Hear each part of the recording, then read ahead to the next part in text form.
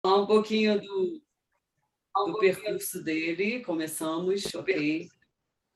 O Rodrigo Saramago é escultor, ele é formado pela UFRJ, Escola de Belas Artes, escultura em 1985 e 1987, oficina de arte Maria Tereza Vieira, 1992, curso de escultura em bronze, ateliê Cláudia A1, né? Cláudia A1.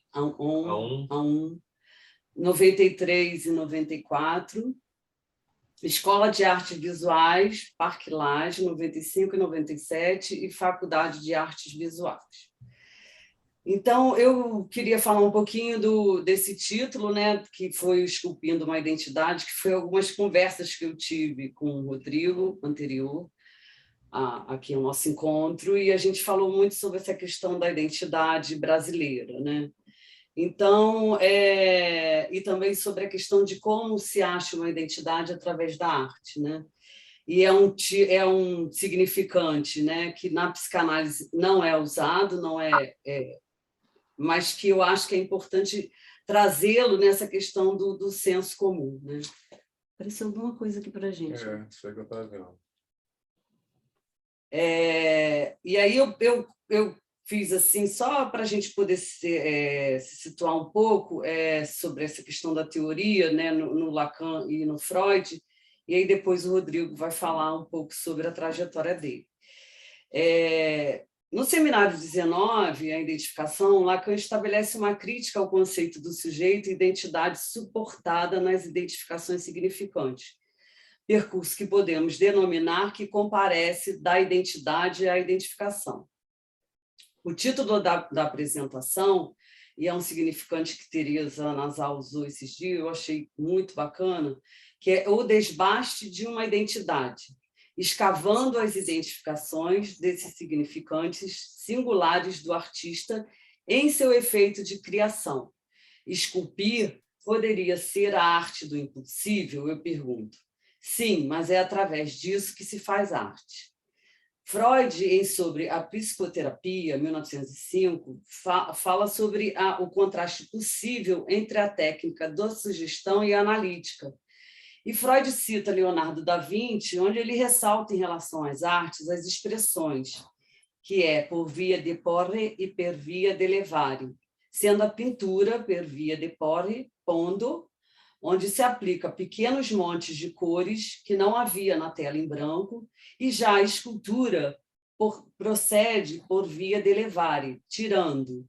Ela retira da pedra tudo que cobre a superfície da estátua nela contida.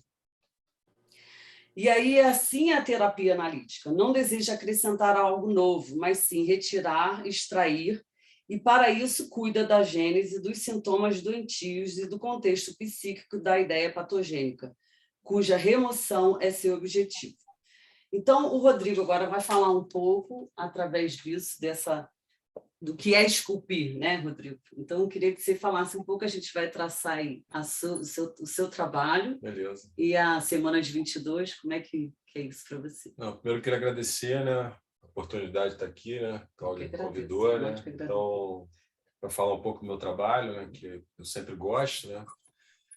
E para falar da semana de 22, né, a gente tem que falar do movimento assim, de restauração da arte brasileira, né? Na verdade, assim, um movimento que veio através, né, do modernismo, né, que veio através dos artistas, né, da Europa, né, no final do meio do século XIX, né, que eles vinham a querer romper justamente com toda essa coisa acadêmica, né, que era em voga na época, né, porque naquela época se portava mais com a mensagem do que o mensageiro, vamos dizer assim, né? Era mais importante você pintar uma figura totalmente idêntica, né? Mas aí com o advento da fotografia, isso foi começando a perder a importância, né? Começaram a vir esses movimentos, né? Esses movimentos de vanguarda, né? E que foram trazidos para cá através, né, desses artistas, né, os filhos da burguesia, que iam estudar na Europa e começaram a trazer esses ideais para cá, né, de renovação, de modernidade. Era uma época também que a sociedade brasileira estava se modificando bastante, né, com a questão industrialização, né, fim da escravidão, né? E eles estavam querendo fazer uma arte brasileira, né? Acrescentando mais desses elementos, né?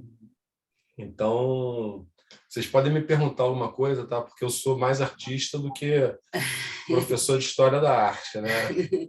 Quem quiser me ajudar a acrescentar também, né? Estou um pouco nervoso aqui. Não fique, não fique. Você É está porque em casa. eu acho bacana aquilo que você falou do movimento antropofágico, né? Quando você fala até de um documentário que você viu sobre os indígenas, né?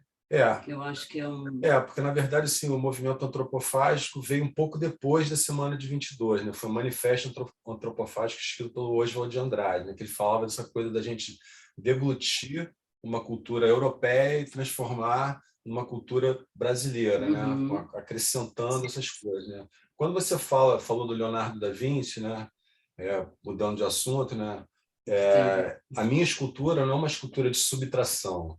É porque no tempo dele se esculpia mais em pedra, né? Sim. A minha já é uma escultura de adição, de colocar materiais, né? Então tem uma diferença aí, né? Mas voltando ao assunto, né? Então, assim, o que é o modernismo, né? Principalmente na história da arte, né? Porque eu vou falar um pouco dos movimentos de vanguarda da Europa, né? Então, quando começou, né? Quando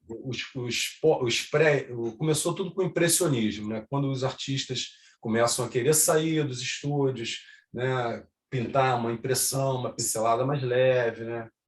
Levar público, enfim. E os que eu gosto mais, na verdade, são os pós-impressionistas, né? Que começaram a se colocar de uma maneira mais intensa nos seus trabalhos, né? Que veio através do Van Gogh, né? Que através do Van Gogh surgiu o expressionismo, né? Exatamente. Depois do Gauguin veio o simbolismo e através do Cézanne veio o cubismo, né? Aí foram vindo vários ismos, né? E até chegar, né, no início do século XX, né, que quando começou esse movimento, né? Porque na verdade o movimento da Semana de 22 começou um pouco antes, né? A precursora disso tudo foi a Anita Moffat, né? Que ela faz aquela exposição em 1910, que ela é meio que 17. Não, uma 10 e outra uma delas é 10, outra tem razão, 17. tem razão. Porque ela faz uma semana, uma exposição em 1910, ela é meio que esculachada pelo Monteiro Lobato. Aí depois que ela participa, a semana é em 22, né? Então, tem essa exposição, aí que entram todos os artistas mais importantes dessa época, e que foi essa coisa de trazer para criar uma arte brasileira, né? Aí o Diego Cavalcanti começa a pintar os negros, né?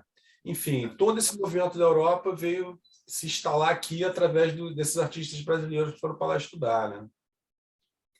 Então, ficou mais ou menos por aí. Então, Rodrigo, aí a gente estava conversando sobre isso e como é que isso foi a partir disso, né? Como é que você começou o seu trabalho como escultor, né? Como é que foi esse start inicial, né?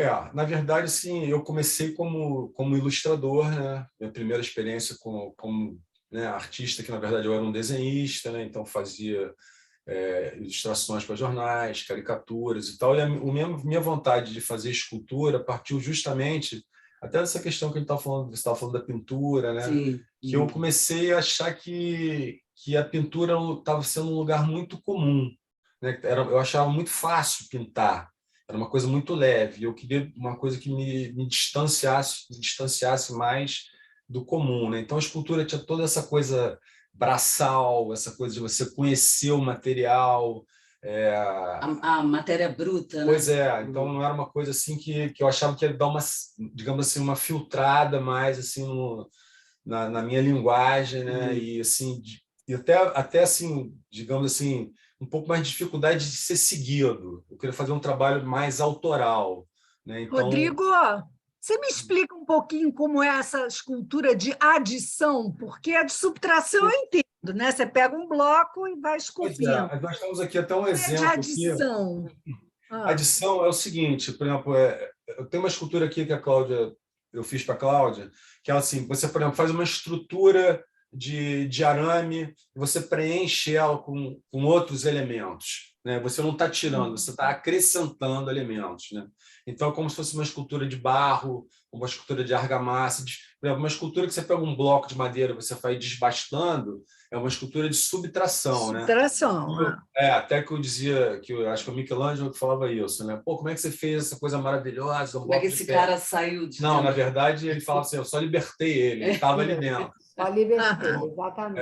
No meu caso, não, eu já pego, eu já faço estrutura, então as minhas esculturas são muito diferentes, né? Tem uma linguagem, esse contorno, né? uma linguagem diferente, né? Então, voltando ao assunto, começou assim, entendeu? Numa vontade de me destacar, digamos assim, das pessoas que trabalhavam com materiais leves, né? Eu queria um pouco mais de rusticidade, uma coisa mais assim de... Eu sempre digo que eu sou o cara da martelada, entendeu? Eu sou o cara de botar fogo nas coisas. Então, essa coisa muito levinha não me atrai, entendeu? Mas engraçado, sua obra tem uma Rodrigo, tem alguma ideia que você persegue como sendo um fio condutor que seria a união Emília, de todos esses falhando, materiais, Emília. sabe? O tipo assim, Está falhando. Está reverberando. Eu acho que ela... Tá. Deixa eu ver se eu consigo, que a internet Uns de barro com as místicas. está ruim. Está melhor agora? Tenta. Está melhor? Tenta. Tá melhor, Emília. Está dando para Tô escutar falando. agora. Está melhor? Não, eu estou Sim. perguntando ao Rodrigo que você usa diversos A sua está picotando, a sua... Voltou. materiais, mas então eu desisto.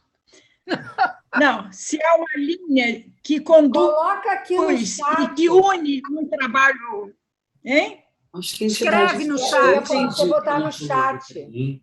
Talvez, sei. Emília, eu não sei, parece que a sua pergunta é se tem alguma obra dele que reúne alguns outros materiais. E aí eu lembrei sobre a terracota. Não é isso, não? Não, não é isso, não. Se há uma linha que interliga uma obra a outra, se você persegue uma ideia. Sim. Bem, então vamos... A gente Deu vai para falar- ouvir? Sim, sim. Tá, quer que eu fale? Claro. Então, a linha que interliga as minhas obras, digamos assim, sou eu mesmo, entendeu? Então, assim, na verdade, o que eu busco é justamente o título que a Cláudia até falou, é uma identidade, né? Através de alguns materiais, eu consigo me expressar de uma maneira diferente da outra, né? Então, assim, eu trabalho com vários tipos de materiais. Então, Você podia falar um pouco de como você foi mudando Então, né? as fases, né? Eu acho que a gente traz a isso. sua trajetória? Eu gostaria que você pudesse falar um pouco sobre a trajetória, né? Da sua, como é que você foi elaborando o seu pensamento até chegar, né, ao que você faz hoje. Qual Entendi. foi o avanço, né? Entendi. Então, na verdade, assim, eu vou te explicar de uma maneira assim que foi uma coisa meio que por acaso, né? Na verdade, eu tinha saído de um trabalho, comecei a voltar a trabalhar com a arte em um determinado momento, e eu fiz uma exposição que eu comecei a trabalhar com bronze, que era o material mais nobre que tinha, e o bronze era muito caro. Entendeu? Para você fundir uma peça em bronze era muito caro. Então, eu tive essa ideia de fazer umas figuras finas, né? Eu me remeti aos desenhos dos homens primitivos, das cavernas, sabe? Eu fui buscar referências em outros artistas que eu gostava, o Giacometti, o Alexander Calder, e comecei a fazer essas figuras, né? Essas figuras finas, delgadas e tal. E você começa com os equilibristas. Exatamente. Eu comecei com essa série dos equilibristas, entendeu? Que, traçando um paralelo com a minha vida, era um momento que eu estava muito desequilibrado em várias áreas da minha vida, em vários questionamentos. Eu estava buscando ajuda de outras pessoas, de várias outras pessoas, né? Inclusive a própria terapia em si, né? Então, o trabalho, na verdade, começou a falar por ele mesmo, entendeu? De mim, entendeu? Assim, na verdade, que foi a busca de um equilíbrio, né? Uma busca de uma mútua ajuda, né? E assim, tudo foi se interligando, né? E essa série, assim, por incrível que pareça, né, quando eu comecei a fazer ela, né, eu terminei essa exposição, eu tinha feito uns 11 trabalhos, se eu não me engano, e eu coloquei essas peças numa loja, entendeu? Por sinal, nem conhecia, eu passei numa loja bacana que eu achei no Rio, Shopping da Gabi, coloquei as peças e a mulher lá até falou assim, né? Pô, deixa isso aí, vai deixar, me tratou meio assim. E, de repente, uma semana depois, ela me ligou, pô, dá para você trazer mais daqueles bonecos? Até hoje, né? São mais 25 anos de parceria, na verdade são 28. E aquilo começou, parece que a linguagem agradou, eu fui começando a me envolver mais com o trabalho, fui começando a me, né, profissionalizar mesmo, comecei a ver que dava para eu viver daquilo, né? Eu acho importante. E fui me aprofundando cada vez mais nessa temática, né? Aí vieram, digamos assim, como se fosse uma arte-terapia, auto-arte-terapia, né? Eu fiz comigo mesmo, sem uma referência, sem nenhuma guia, né? E tinha essa outra vertente, depois que eu comecei a fazer também, que eu fui buscar outros materiais, né? Que era outra linguagem, que são as esculturas em terracota, né? Que são os trabalhos que eu comecei a fazer, que lidavam mais com também com essa questão assim, do meu lado negro e o meu lado luz, digamos assim, que eu também tinha muito essa referência, né, de... Antigamente parecia que todo mundo era católico, né? Você ia na casa das pessoas, sempre tinha aquela Bíblia em cima da mesa, né? Aquelas coisas douradas. E eu sempre gostei de figura, de livro, eu lia muito Tesouro da Juventude, eu via aquelas figuras sombrias, né, de crucificação, aqueles santos e tal, e sempre aquela coisa, né, céu, inferno, pô, será que aquelas coisas que eu faço eu vou para o inferno? Será que isso, aquilo?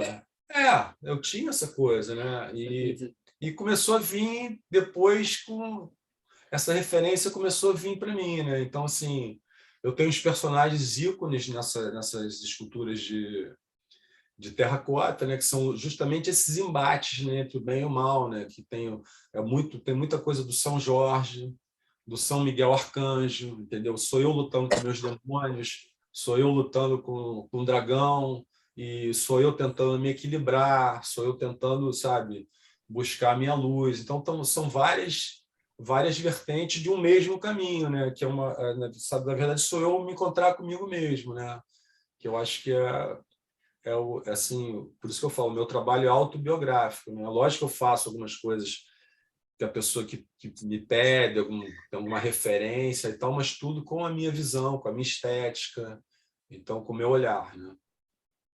Respondido? É interessante porque você falou dos metais pesados, mas o que eu vi na internet as suas esculturas e tudo mais, são de uma leveza. Exatamente. Pois é. A gente pode, né, Alexandre, mostrar essa primeira fase que ele falou, dos equilibristas, só para a gente ter uma ideia aí dessa, que são 2 fotos que ele traz para a gente. Tem que desligar a câmera? Precisa? Não precisa. Ai, que lindo. A câmera é mais para vídeo. Isso mesmo. Sim. Aí já fica até um pouco mais fácil, que eu vou vendo assim, Exatamente. Vão vendo imagens. Essa daí remete mesmo à questão do equilíbrio, é impressionante como... Agora, você tem um sobrenome que tem peso. Né? Saramago não é qualquer sobrenome. Pois é. Isso, você é leitor do José Saramago? Olha, o único livro que eu li do Saramago foi o Evangelho segundo Jesus Cristo, que é quando ele transforma o Jesus em um homem, né, comum, né, que eles fazem aquelas perguntas todas, eu vou ter que morrer, mas não vai adiantar nada, vai continuar tudo assim mesmo, porque eu... Então, você estava falando essa coisa da religião, e eu queria te perguntar... Você até excomungado, né? Eu queria te perguntar até que ponto, né, a leitura, as coisas que você lê, influenciam, de alguma maneira, os trabalhos de escultura, ou se não tem nenhuma relação daquilo que você lê com o que você produz como escultura. Essa articulação da palavra escrita e da palavra na obra. Da imagem, né? Não, assim, eu tenho muito mais facilidade. Digamos assim, eu sou uma pessoa muito mais visual. As minhas experiências, digamos assim, por exemplo, a própria essas esculturas que vocês estão vendo, ela tem muito de capoeira, tem muito de brasilidade. Eu treinei capoeira há muito tempo, então são das minhas referências, também, das minhas Das vivências. suas escritas. Elas não são muito, digamos assim, premeditadas, escritas, pensadas, não. Elas são mais plasmadas mesmo, assim, sem pensar muito. É uma coisa que vem muito assim do meu inconsciente, né? Não é uma coisa assim muito estudada, não. É lógico que alguma coisa eu vou pesquisar e tal, mas... Mas tem uma coisa interessante, né, Rodrigo, que eu reparo, assim, que tem uma leitura sua também, que é muito presente. Por exemplo, quando eu te encomendei essa ópera, né? Eu falei assim, Rodrigo, eu vou querer uma obra que remeta a alguma coisa da yoga, né? E aí você traz para mim, você consegue ler exatamente isso. Então tem uma espécie de uma interpretação. Uma interpretação Sim. daquilo que te pedem, né? Sim, sim. Lembrei até desse último que você fez, o trabalho da Árvore da Vida, né? Também. Então tem essa questão dessa leitura aí, né? Com certeza, né? Você capta um pouco o que o outro está pensando. Aí vai da sua sensibilidade, né? Como você falou, em escultura, você falou o tamanho, a forma. Eu pensei logo na postura da árvore, que eu também conheço yoga, né? Então, assim, e aqui tem uma árvore, que é uma raiz, que vai se transformando numa pessoa.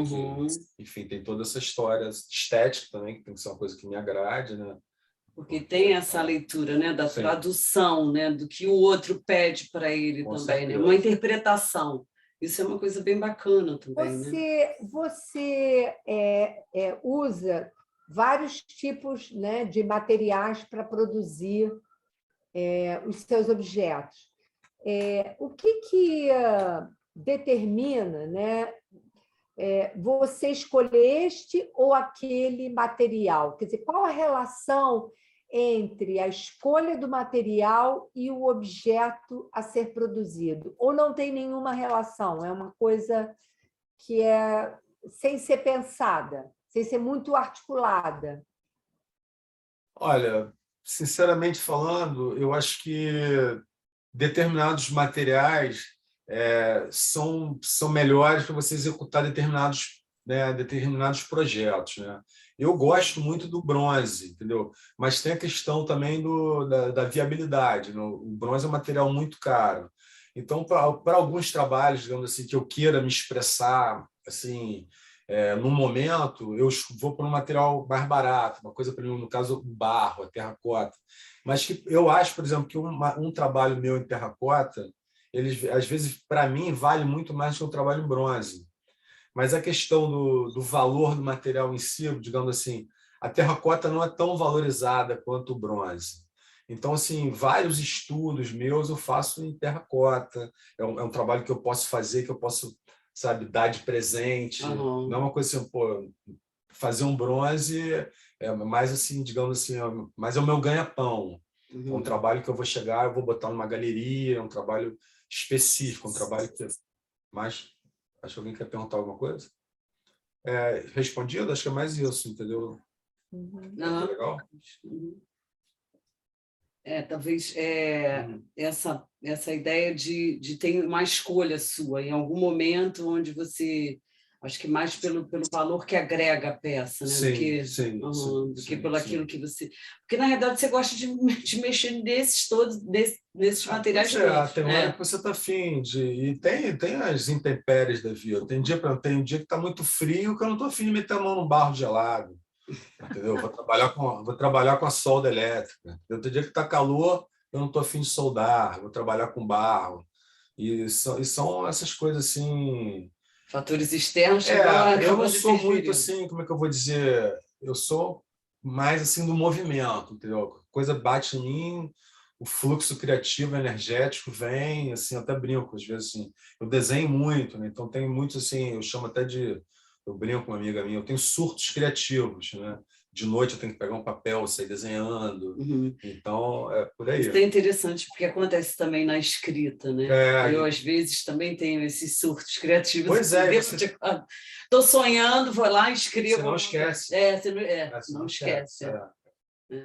Então, tem isso aí. Aí depois tem essa outra fase, né, Rodrigo, que você fala dos seres de luz, né? Esse que a gente viu pela... Sim, sim.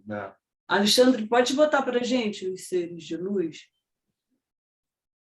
Que já é o bronze, não é isso? Não, os seres de luz é uma técnica mista. É a técnica mista. É a mista. mesma coisa desse seu trabalho aqui. Tá. Esses são os seres de luz. Esse aí essas peças aí são... Vou até aumentar, Alexandre. É isso, querido. Essas peças são praticamente assim, a minha fase atual, né? Assim, digamos assim, a fase que eu criei os trabalhos, digamos assim, mais recentes são os seres de luz, né? Que é justamente assim, a fase do desequilíbrio, né? Deu uma acalmada, né?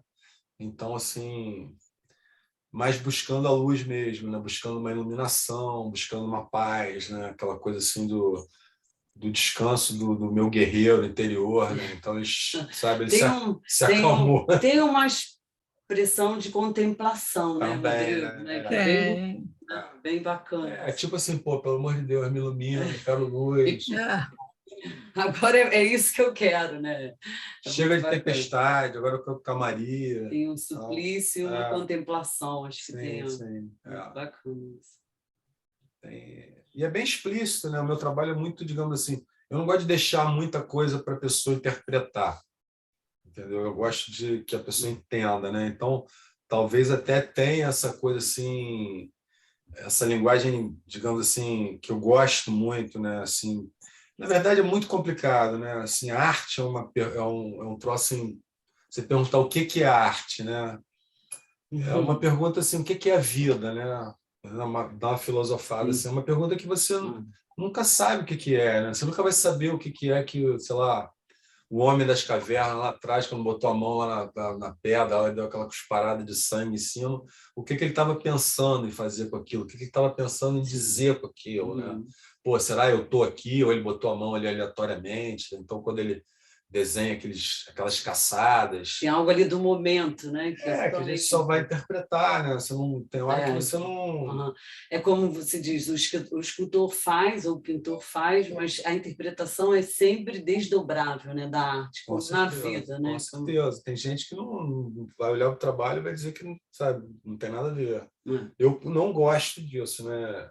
Enfim. Você não gosta de quê? Eu gosto que assim, você faz uma coisa, você quer que a pessoa entenda o que você fez, né? Mas para fazer o quê, né? Eu vi até um filme do Basquiat, que o cara tá olhando, o cara falou assim, pô, o que é isso? É uma barata? Ele falou assim, não, isso é uma pulga.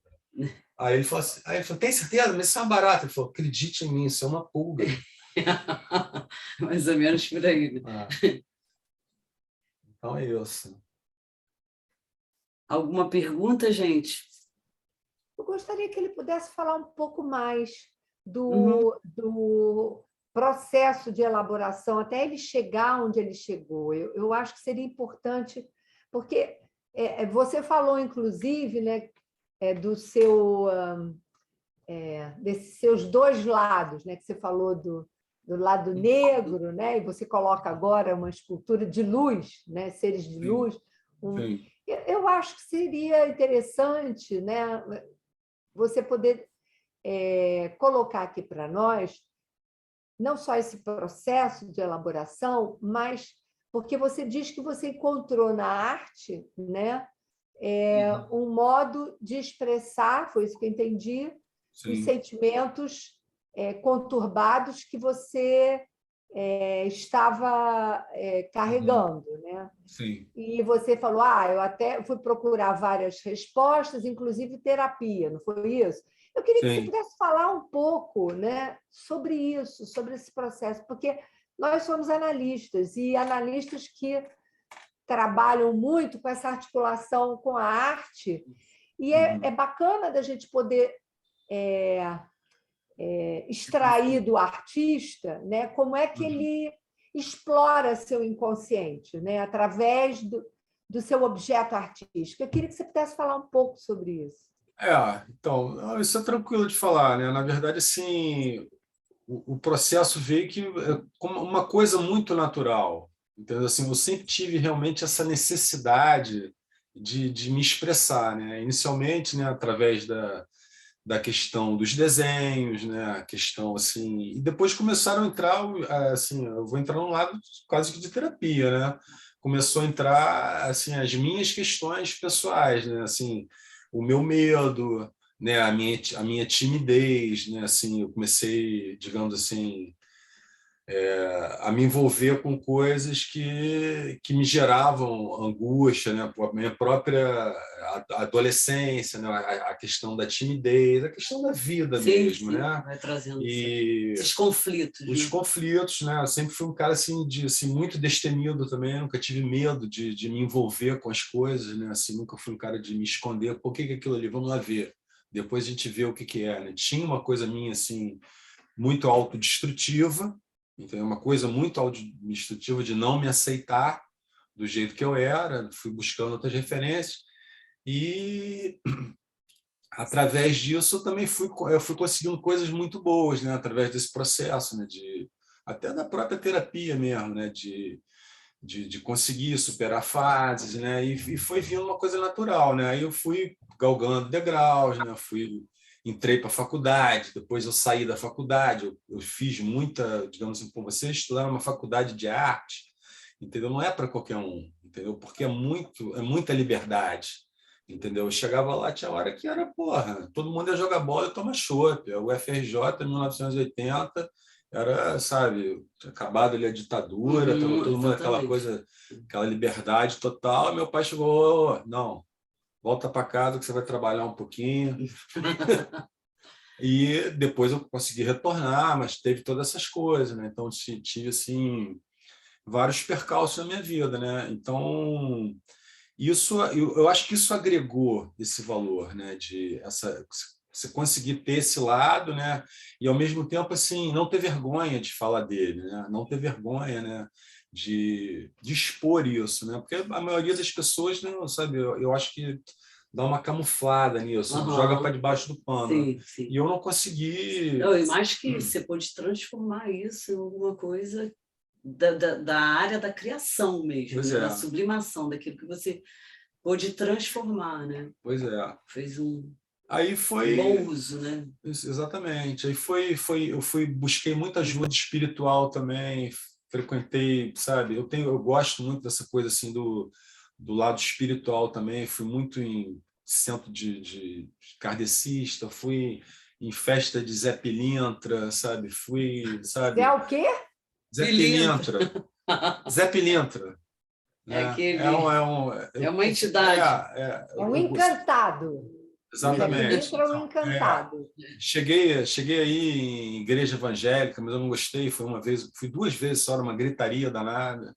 E fui em igreja católica. Então, assim, eu sempre gostei de buscar esse lado, né? Teve épocas que eu fiquei fissurado, depois me desencantei, né? Então, isso. Mas a arte sempre prevaleceu. A arte sempre presente, né? Com certeza, sempre presente, né? Na verdade, eu tenho, estou com 28 anos de carreira, né? Então, assim, minha primeira exposição foi em 1993, naquela Casa Cor, né?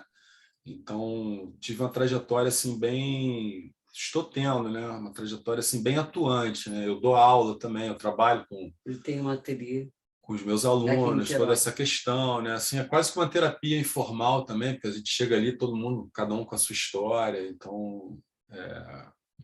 Deixa eu te perguntar um pouco mais. Eu estou te enchendo o saco, mas é de propósito. Não, olha só, eu quero que você pergunte, porque eu também. Olha só. Se me perguntar, Por que você já repetiu várias vezes, eu percebi aqui?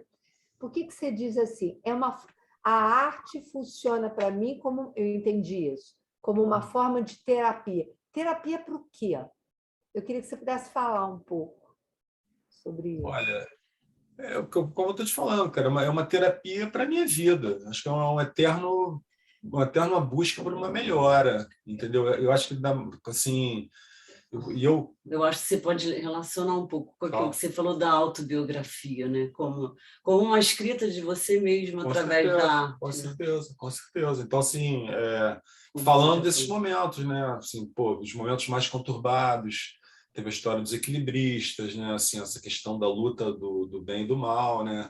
E agora achei genial quando você disse, eu produzi os equilibristas num tempo em que eu estava muito desequilibrado. Com certeza. Uma tentativa de discernir a angústia, né? Exatamente. Muito bacana isso. E a maior parte, assim, eu vou te dizer assim, os dias que eu fico menos angustiado são os dias que eu consigo trabalhar. Normalmente, assim, quando eu não tenho nada para fazer, é quando digamos assim, eu tenho um vazio fértil dentro de mim, entendeu? Assim, é uma coisa assim que é um vazio, invade, né? É uma coisa assim que pô, tem que caraca, então eu preciso ver o que está aqui dentro, até vazio fértil, né? Mas vazio fértil. Fértil pra caramba. Gostei muito disso, vazio acabou de dizer. Começa vazio fértil. E começa a fluir esse monte de coisa, né? Que eu realmente é dessa conexão comigo mesmo, né? E vem através de você chegar de repente parar quase que de frente com o espelho e falar o que eu vou fazer, né?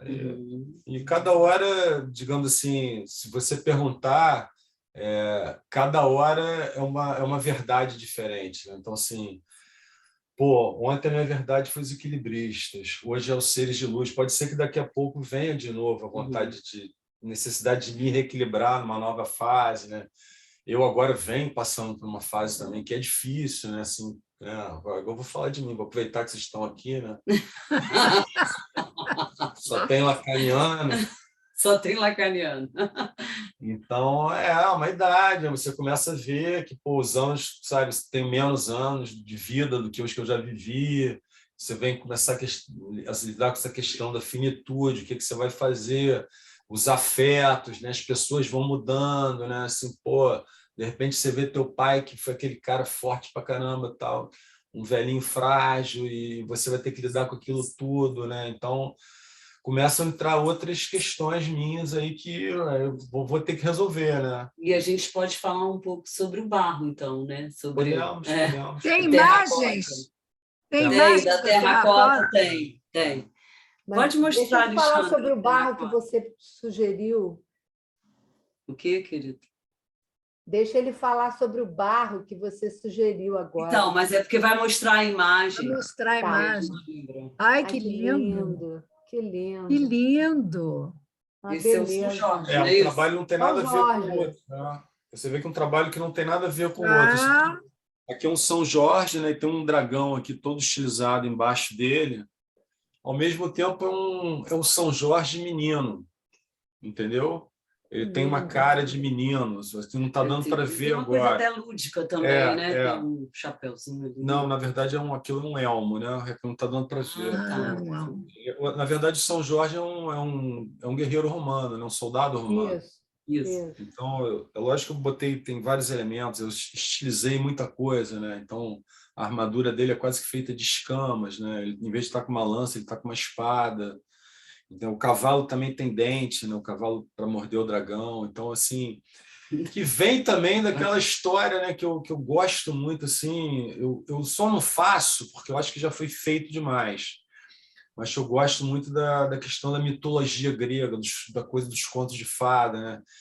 Que é você, né? Assim, pô, você vai salvar a princesa do dragão. Você tem aquelas missões impossíveis, né? Que você vai e no meio do caminho vão aparecendo, digamos assim, as capas para você sumir, as espadas mágicas, os escudos especiais, né? Então, assim, a arte vai me blindando nesse caminho, entendeu? De me blindando, porque, na verdade, ele me clareia, né? Ele vai dando uma clareada no meu universo, né? Tipo, espelho, espelho meu, entendeu? Então, você vai fazendo toda uma trajetória em busca dessa... Que eu acho que é o que todo mundo faz, né? Na verdade, assim, aquela... Mas a arte é essa. Eu não sei se você pensou nisso, né? Mas eu vou falar o que me ocorreu agora, dessa diferença de trabalhar com material duro, nobre, pouco perecível, né, como o bronze, e trabalhar com esse material frágil que é o barro, né? O que você, porque eu escutei você falando que nesse momento, né, você tem refletido sobre a fragilidade da vida, você ainda usou o exemplo do seu pai, né, que era um homem forte e que você está vendo nele assim a fragilidade, né? Um velhinho, como você falou. Se você... Há 82 anos. Olha, 82 anos. Se você articulou, né? Se você pensou sobre isso, quer dizer, retratar, né? Esses pensamentos que você está tendo, né, conflitivos e tal, da atualidade, num material que retrata, de certo modo, né, a fragilidade, porque o barro ele se quebra com uma certa facilidade. Ele, como você disse no início, ele é mais humano, né? Sim. Ele não é humano, mas ele traz um pouco mais de humanidade, digamos assim. Segundo alguns aí dizem que a gente foi feito de barro, né? Exatamente, por isso. Exatamente. Tem até Queria saber se você pensou sobre isso, nessa diferença entre o que você produz, né, no bronze e o que você voltou, não, mas Não, isso é uma outra figura. A produzir isso.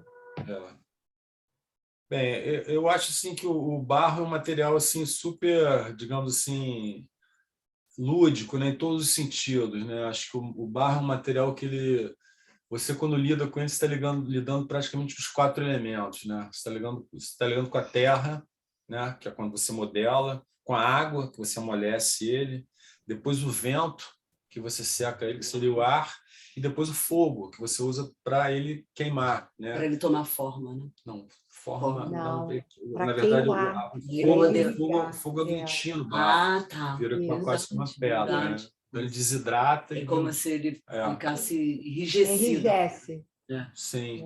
E justamente isso, né? Eu acho que assim, eu assim considero os meus trabalhos em terracota assim bem pessoais, né? Assim, eles são muito pessoais e tem toda essa questão, mas como a gente vive também numa sociedade que não valoriza muito isso, valoriza mais essa questão, né, da nobreza, né, em vez do que você tem para dizer, o que você tem, né? Então realmente as pessoas assim já discutem, é verdadeiro, entendeu? Assim, pô, é um material desvalorizado, até porque é um material popular, entendeu? Tem essa coisa assim, eu acho assim maravilhoso. Eu vejo cada trabalho de arte popular que eu fico assim, eu adoro, eu sou assim embasbacado. E eu vou te falar assim, eu não invisto mais no meu trabalho em terracota, porque é um trabalho que eu acho que é um trabalho assim que vale 10 vezes mais do que um trabalho meu de bronze.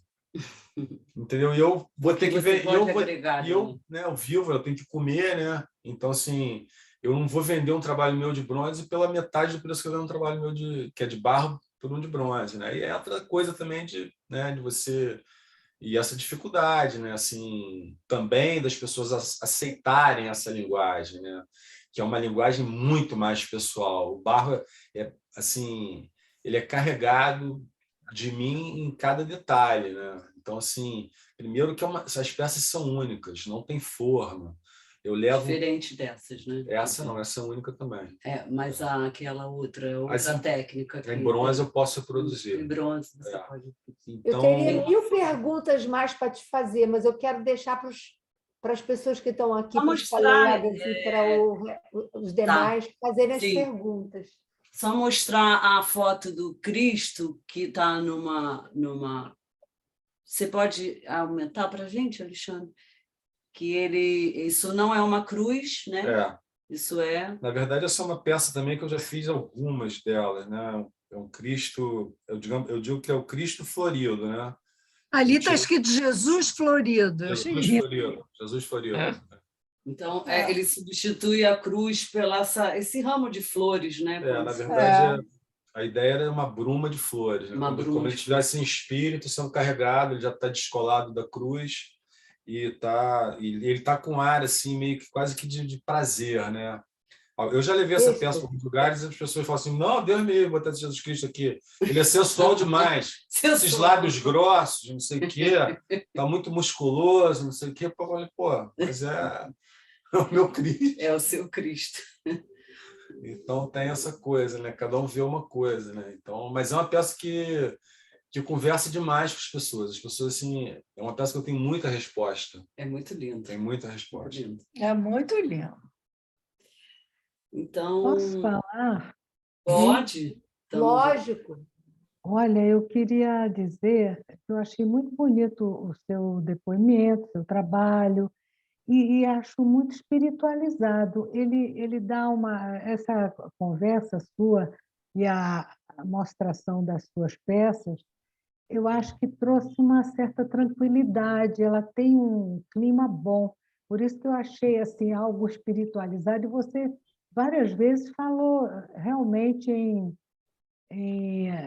espiritualidade na sua fala, na sua exposição, né, Rodrigo? E eu achei muito bonito o seu trabalho. E essa história do barro, sobretudo, né, por ser de uma efemeridade maior, né, possibilidade de se quebrar e tal, e que você diz ser alguma coisa mais perto de você, se é que eu entendi a sua fala nesse ponto.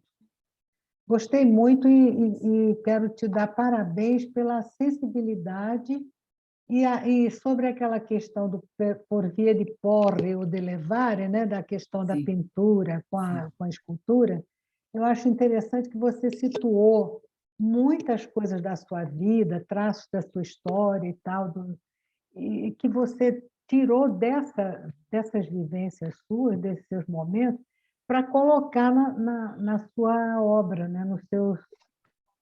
Nas suas esculturas. E isso me pareceu, como você usou uma expressão para dizer como é que é, de adicionar, não, você usou outra palavra para falar da escultura. Como é que você disse? Adição. Adição. Você colocou aí todas as suas experiências e tal, e vivências e tal, no seu trabalho, né? E você falou também de yoga e tal, quer dizer, tem um percurso grande por essas buscas, né? Eu gostei muito e acho tranquilizador o seu depoimento e o seu trabalho. Essas peças são muito bonitas, né? Obrigado. São muito expressivas. Obrigada, viu, pela sua participação tão linda aí. Obrigada, amiga. Mais alguém que fala? Cláudia, posso sugerir uma coisa, gente? Só para a gente ver o trabalho dele todo, assim, que a gente separou, eu acho que seria legal, né? Tem mais Quer falar alguma coisa do Brecheret? Eu estou inscrita aí já. Né, Tereza, deixa a Tereza falar. O que você quer fazer? Eu também, depois, se puder, quero falar. Tá Claro bom. que pode. Não só Claro. pode, devem. Todos devem. Eu já, bom, em primeiro lugar, eu quero agradecer, né, a sua participação. Sei que gostei muito do seu trabalho. Primeira pergunta é uma mera curiosidade, né? Esses dois trabalhos que a gente já viu aí de terracota foram trabalhos por adição ou por subtração? Adição. Não, Terracota é só adição. Adição, né? Bom, curiosidade. Agora, eu já vim com uma pergunta na algibeira, enfim, que, de certa forma, você tocou de leve na questão quando você diz que você gosta de fazer um trabalho que deixe claro aquilo que você está apresentando, que não tenha muita margem para interpretação. Então, a minha pergunta, eu não sei se vai caber muito na sua forma, né, de trabalhar dessa maneira. Mas eu vejo nos artistas que trabalham com imagem, escultores, fotógrafos, pintores, etc., um trabalho paralelo de escrita. Muito comum eles escreverem, às vezes escreverem na própria obra, ou às vezes escreverem em paralelo, explicando a obra, falando da obra, ou às vezes escreverem sobre uma temática pessoal que não está diretamente ligada à obra, né? não sei se você, me parece que você não faz isso, mas você poderia falar, porque naturalmente você conhece outros que fazem isso, e situar que papel, que função tem essa escrita, né, paralela. Mas tem mais pergunta, peraí. A outra é o seguinte: a questão da identidade. Você já tem uma certa trajetória. Já encontrou? Acha que vai encontrar? Ou não quer encontrar, quer só procurar? Vamos por parte, né? A primeira que você me perguntou foi a questão de eu escrever, não é isso? Esses artistas que Você escrevem. não, eu não sei se você escreve. Mas olha só, eu é posso dizer... isso. Sim, é porque, na verdade, assim, já falaram para mim assim, cara, você tem que... Vou te resgatar do século XIX, entendeu? Assim, eu acho que o meu trabalho eu não preciso dizer o que é, entendeu? Ele é um trabalho figurativo, né? Então, eu vou em muitas exposições, né? Porque tem obras que são muito conceituais. Então, você vai ver um urinol do Duchamp, o que você vai entender daquilo? Você vai ver uma instalação que, muitas vezes, a coisa não é nem para ser entendida mesmo, mas as pessoas têm que escrever para dar um norte, para saber o que aconteceu. No meu caso, não. Digamos assim, o meu trabalho é muito literal. É assim, eu tô querendo luz, eu vou pedir iluminação. Sabe? Eu estou querendo equilíbrio, eu vou me equilibrar. Então, assim, o meu trabalho já é muito descritivo, digamos assim. É lógico, tudo tem margem para interpretação, entendeu? Pode ser, por exemplo, às vezes eu faço equilibrista, as pessoas, eu vi aquela tua bailarina. Então, tem uma interpretação dúbia, entendeu? E é uma equilibrista, né? Pois é. Está subentendido pela visão. E a outra questão, assim, tive momentos que eu achei que eu encontrei, entendeu? E depois eu caí de novo, entendeu? Tem aquela frase feita, né? Quando eu achei que eu tinha todas as respostas, mudaram as perguntas. Então, é meio que por aí. Quer dizer, você não escreve, você não tem essa veia... Eu escrevo para mim. Eu não sou um escritor, entendeu? Mas eu escrevo, com certeza. Com certeza. Também. Eu organizo, eu tenho a minha maneira de criar, como eu estava falando com a Cláudia aqui, eu tenho meus bloquinhos de anotações, as coisas que eu vejo, as coisas que me remetem, né? As minhas referências. Mas eu não sou escritor, né? Longe disso. Obrigada e parabéns. Obrigado a você. Pode falar? Pode. Oi. Não, eu queria parabenizar aí o nosso Saramago, né? E fazer assim, algumas considerações, né? Primeiro, eu acho interessante o fato dele ter colocado claramente que ele não é um autor desligado da obra. Aí você vai dizer, por quê? Porque tem vários autores, principalmente às vezes escritores, que equivocadamente se dizem desligados da obra, o que não é absolutamente possível.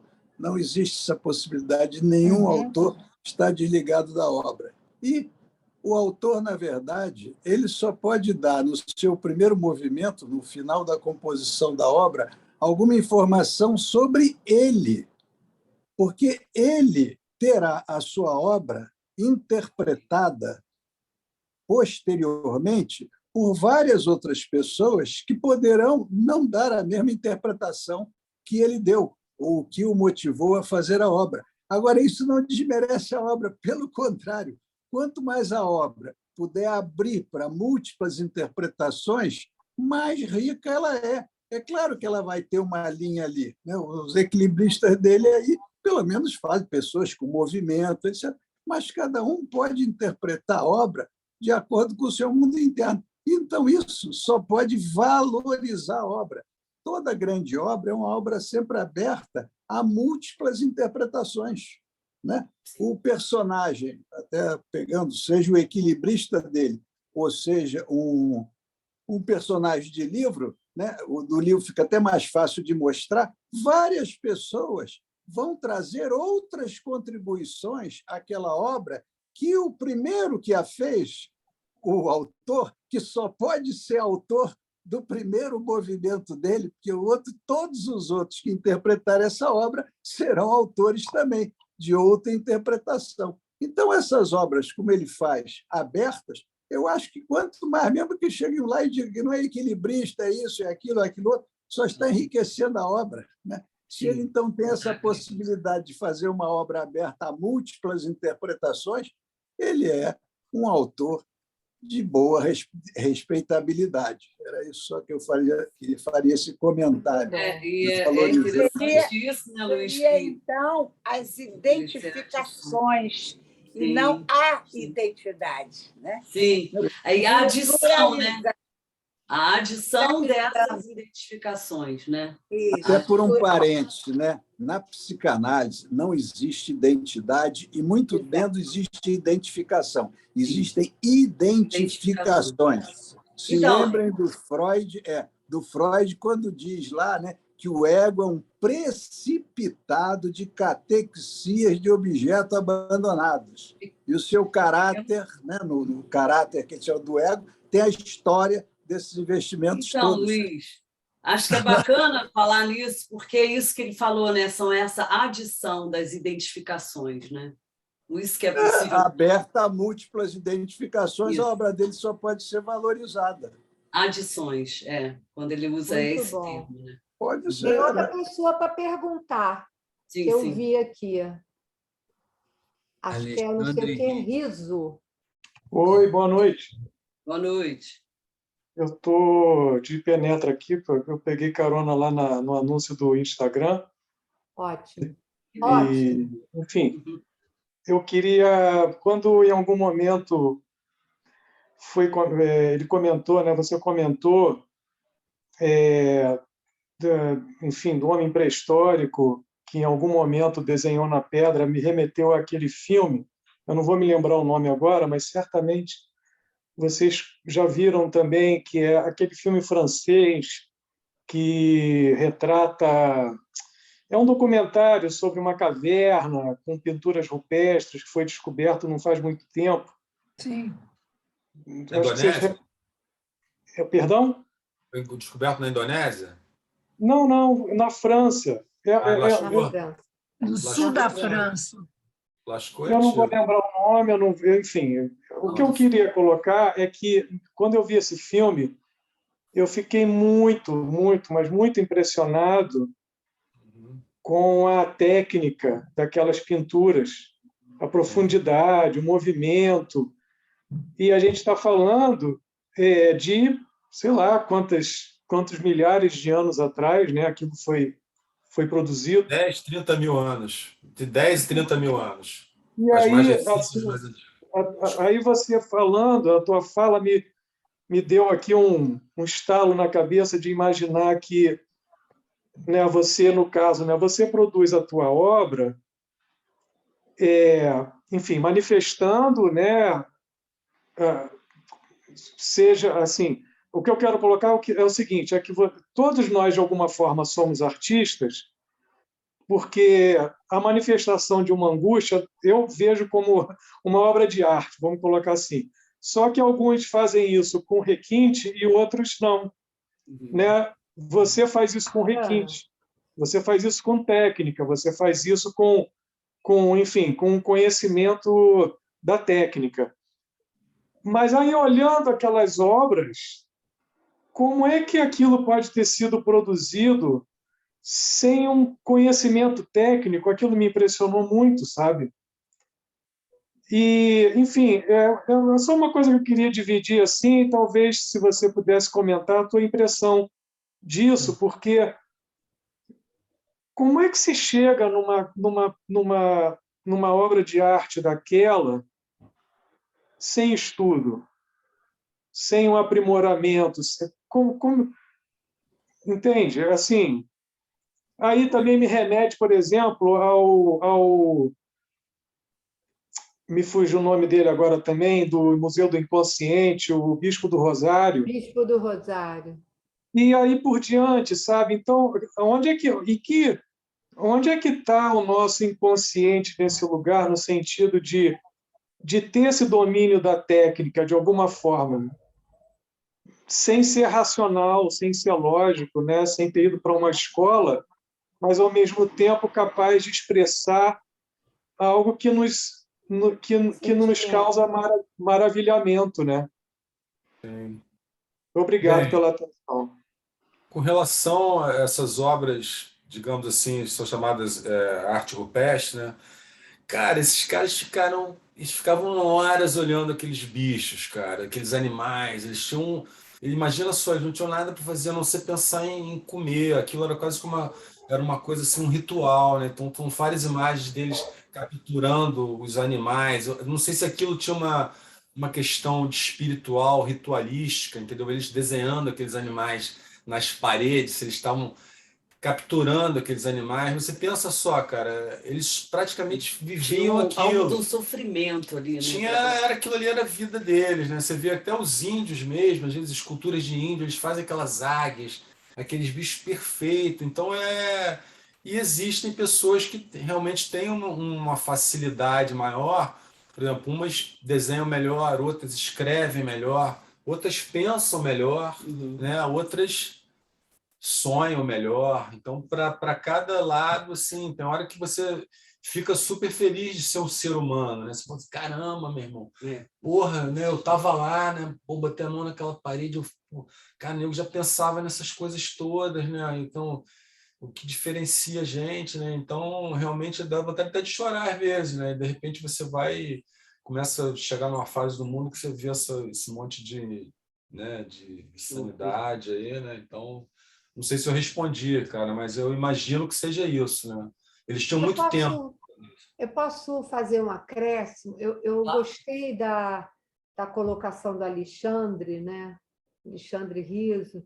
Enquanto você fazia, né, formulava a sua pergunta, eu fiquei pensando, primeiro, que esse momento, né, ainda, a gente pode dizer, pré-humanidade, né?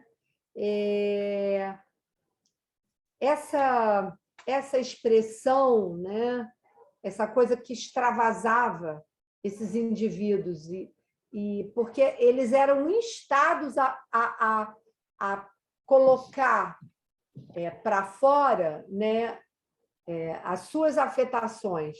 Sim. E eu me lembro de um livro que eu li, que é sobre a história da civilização, a história da arte, né? Mas a partir do processo civilizatório, que eu não me lembro agora o nome do autor, mas ele diz que esse período era o período, na verdade, não era religião, era magia. Por que magia? Porque esses indivíduos, eles não estavam pintando simplesmente o que eles viam, eles estavam pintando e estavam ali na cena da caça. Aquilo que estava se apresentando ali, né, era da ordem de uma verdade. Sim. Não era um saber, era uma verdade. E quando você estava formulando ainda a sua questão, Alexandre, você dizer como é que eles poderiam fazer, né, aquilo sem nenhuma técnica. Não era a técnica que estava em questão. O que estava em questão, me parece, era a expressão dessa verdade. E talvez por isso nós, 300 mil anos depois, né, olhando o que está, aquela mostração, nos sensibiliza, porque há algo ali, né, de uma verdade. E talvez seja nisso que a gente identifica, no sentido das identificações, como bem colocou o Luiz Alberto, algo que nos pertence, que é nosso, né? E que nos sensibiliza também, porque para você produzir um objeto de arte não se trata de você querer fazer um objeto de arte. Eu entendo que se trata de você poder nesse excesso do seu afeto, poder colocar alguma coisa que diz respeito à sua verdade. E eu acho que isso que é a arte, entende? Porque profundamente humano, né, Tereza? Exatamente. É o espanto, a angústia. Né? E o Rodrigo, de uma maneira assim, muito franca, meus parabéns pela obra e pela franqueza, porque muitos autores tentam escamotear um pouco através de palavras rebuscadas. E ele fala mesmo que é o percurso dele, né? É com essa autenticidade. Diga. Hã? Essa autenticidade, né? Muito verdadeiro ao dizer, né, o percurso, a caminhada dele e os momentos que viveu. Muito obrigada. É muito lindo mesmo. Gente, a gente tinha até algumas coisas para falar do Brecheret, que era, mas aí a gente vê. Pode falar, eu acho que porque não até era uma ideia sobre essa obra que o Brecheret expõe, né, na semana de 22, né, que é da Soror Dolorosa, que é um trabalho encomendado pelo Guilherme de Almeida e que faz através do poema, que era ele pega um livro de poemas dessa mulher que ficou enclausurada, né? Ela era apaixonada por um homem, né? E aí ela resolve, ela não é correspondida e ela vai para um convento. E aí o Guilherme de Almeida encomenda e ele faz um livro de poemas, o Guilherme de Almeida encomenda para o Brecheret a escultura. E aí a escultura, aí você pode mostrar, por favor. Porque o que a gente pensou sobre isso, eu e o Rodrigo, dessa questão do impossível, né, Rodrigo? O impossível que traduz a questão da arte e o impossível desse encontro também, né? Que eu quis trazer um pouco para ilustrar, que eu acho que é uma coisa bem interessante da semana de 1922. É essa, Cláudia? É essa. Eu tive que fazer o download das imagens para ficar na ordem aqui, aí eu perdi o nome delas. Acho que é essa aqui. É essa aqui mesmo, essa mesmo. Então, acho que é isso. É, uma escultura maravilhosa, linda, né? Do ícone também da semana de 22, né? E que a Cláudia se apaixonou por essa história, né? E acho que você tinha que falar dela. Não, porque a gente falou sobre essa questão da interartes, né? Sobre o que é escrito e o que é traduzido. Sim. Em outra condição, né? No caso, na escultura. Intersemiótica. Então, isso é uma coisa que se apresentou na semana de 22 com uma enfática, né? Sobre nessa escultura em si. Por isso que eu quis trazer. E que tem a ver com o que a gente está falando aqui, né? Muitas vezes dessa impossibilidade de se mostrar o que é, mas que é uma tentativa. A arte é uma tentativa disso, né? Queria fazer um pequeno comentário, Claudinha, nessa questão da interarte que você colocou. Bom, viajei aqui. Não, isso. Tem aí o afeto, né, da mulher que ficou enclausurada, né? O afeto, tem a poesia e tem a imagem. E a gente, né, psicanalistas, a gente toma real, simbólico e imaginário. Né? O afeto como real, a poesia como a tentativa de simbolizar e a imagem que captura isso. Né? Na escultura. Da consistência, sim. Eu queria ver os outros trabalhos. O outro a gente traz uma do Giacometti e um do Alexander, né? Que é um trabalho que inspirou Rodrigo. Pode mostrar, Alexandre. Que esse é o Homem que Aponta, do Giacometti, que ele faz isso aí, virou assim, foi para leilão um valor absurdo. O Giacometti é consagradíssimo. E o outro é o do Alexander Calder. Bem, são duas referências, né? Para mim, meramente estéticas, né? Na questão do Giacometti, né? Eu sempre gostei dessa coisa também da figura da leveza, da figura dele, da coisa de ser delgada, né? E do Alexander Calder, não sei se vocês sabem, é ele que inventou o Mobile. O Mobile, então ele é um cara assim, que tem muita coisa assim, de movimento, de arame, que também, eu digo assim, qualquer trabalho meu, eu falo assim, tem esse tripé, né? Que é a leveza, né? O movimento e o equilíbrio, né? E, por último, a gente vai mostrar umas duas esculturas, que uma eu achei bem significante para o que a gente está fazendo aqui, né? Mas antes tem uma que ele fez agora há pouco tempo, de uma encomenda, que chama Árvore da Vida. Na verdade, eu batizei, né? Também foi essa peça foi uma encomenda de um amigo meu, né? Que ele falou, pô, Rodrigo, um amigo meu de infância, né? E ele falou, pô, quero uma escultura que represente a minha família, né? Eu, dentro da minha linguagem, o que eu fiz, né? Eu fiz ele aqui na base, né? Ele é a base? Ele é a base, com uma mulher dele aqui em cima, se equilibrando nele, como se fossem os frutos, os filhos dele, né? Os 3 filhos. Sim. Então, é como se fosse poderia ser um equilíbrio de círculo, mas poderia ser uma árvore. Uma árvore da vida. Eu chamo da árvore da vida. Lindo, muito lindo. Essa foi recém-feita agora, né, Rodrigo? Foi entregue agora. Não tem muito tempo, não. E a outra...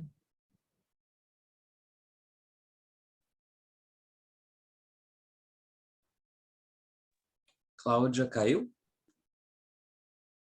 Acho que caiu. Mas coloca aí a outra. A imagem é essa. Lindo. Nossa, que beleza de escultura. Muito bonito. Essa é a ciranda. É o nome da imagem. Ciranda. Ciranda? Falando por ela aqui. Ciranda.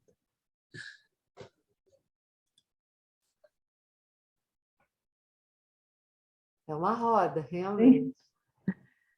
Olha, tem um de cabeça para baixo se apoiando toda a ciranda, hein, Tereza? Guarda essa figura aí, Tereza. Linda, figura linda. É a Tereza. A Tereza de Tereza para baixo. está segurando. É a ciranda. Todo mundo lá. Adorei. Poxa, eu levo tanta paulada por causa da ciranda que as minhas costas já estão doendo.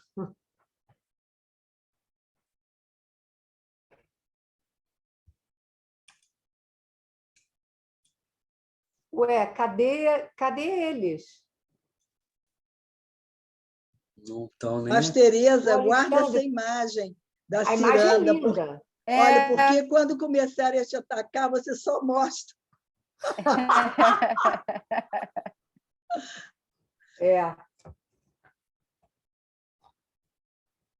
Estou meio cansada. Acabamos, pessoal. Eu vou me Valeu, retirar adorei. para escrever. A melhor coisa que eu faço. Obrigada, hein, Não, gente? sério. Não, tem que parar de me quebrar, né? Primeiro o ombro, agora a mão, poxa. É de equilibrar esse pessoal aí. Ué, gente, a gente não vai poder se despedir dele? Mas foi muito legal, viu? Muito bom. Muito legal. Muito bom ter vocês aqui. Alexandre, eles estão de volta. Apareceram. Agora estão de volta. Não, só para terminar de falar, participa da ciranda, você vai gostar. Vai ser bem bacana. Falta a última imagem. Vocês estão sem som, Cláudia. Desculpa, falou comigo? Falei. O que é a ciranda? Ah, pois é, a ciranda de psicanálise e arte. Pode convidar outras pessoas também. O Alexandre vai passar para você, tá? É o evento, esse evento de hoje é preparatório para a ciranda, que é dia 23 e 24 de setembro. Estão todos convidados. Tá bom. Eu sempre acompanhando tem que se inscrever. Então, para terminar, eu ia falar sobre a ciranda, que acontecerá dia 23 e 24 de setembro, sexta e sábado. A programação está na Escola Lacaniana, no site da Escola Lacaniana de Psicanálise. E eu queria aqui que a gente encontrou, dentro do acervo maravilhoso do Rodrigo, uma escultura que chama Ciranda. Então, a gente termina com essa escultura. Pois é, a gente estava comentando, porque o Alexandre colocou... Ah, já expôs. Ah, então tá ótimo. E aí a gente falou sobre isso, que era uma imagem da ciranda, Bárbara. Ah, então tá ótimo. Então, perfeito, tá joia. Que muito bom. Muito obrigada, Rodrigo, pela sua participação, pela sua obra, né? a gente precisa de muita arte para segurar as petecas da vida. Isso daí. Obrigada, gente. Beleza, Um beijo para vocês. Obrigada. Obrigada. Obrigada, muito obrigada. Obrigada, Tereza. escola. Obrigada a todos. Darlene não fez nenhuma perguntinha, Darlene. Hoje eu estou muito cansada. Hoje eu estou particularmente cansada. Quando eu ficar muda, podem saber, cansaço. Tá bom. Beijo. Tchau, gente. Tchau, Darlene. Bye, tchau.